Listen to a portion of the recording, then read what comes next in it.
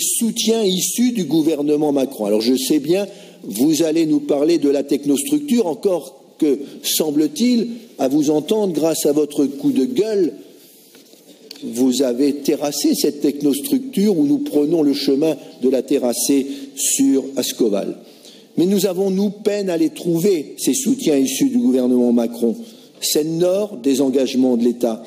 Agence du médicament délocalisée à Amsterdam. Lille, place financière post-Brexit oubliée. Les mécano-industriels comme Siemens, Alstom, Ascoval, avec l'usine Valdune à Lefrancouc, les casses comme Akers ou autres, les délocalisations comme Whirlpool, Castorama et dernièrement Procter & Gamble qui va délocaliser et en perdre 71 emplois sur Amiens pour les amener à Varsovie, nous montrent que notre région, je regrette de vous le dire, Monsieur le Président, est mal défendue, peu entendue et la défense de certains intérêts bien compris. Beaucoup de Français et de politiques en marche ont voté Macron, comme vous d'ailleurs. Pour quel résultat? Précarisation des plus pauvres, attaque des retraités, pression fiscale sur les classes moyennes et enfin chasse aux demandeurs d'emploi. Les projets du contrat de plan État-région sont très en retard. Les Hauts-de-France sont depuis le tandem Macron-Philippe beaucoup plus vulnérables.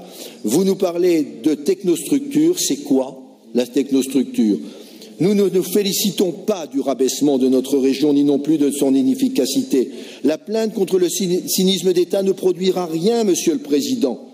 C'est pourquoi nous vous proposons, nous vous disons, il est temps de regarder la vérité en face, de remplacer l'agitation par l'action, de prendre acte de l'échec global de la politique économique engagée depuis janvier 2016, de réorienter les mesures en faveur du développement économique d'ici au 1er janvier 2019, après un audit des politiques existantes. Et vous avez créé cette commission évaluation des politiques publiques. Mettez-la en marche, cette commission.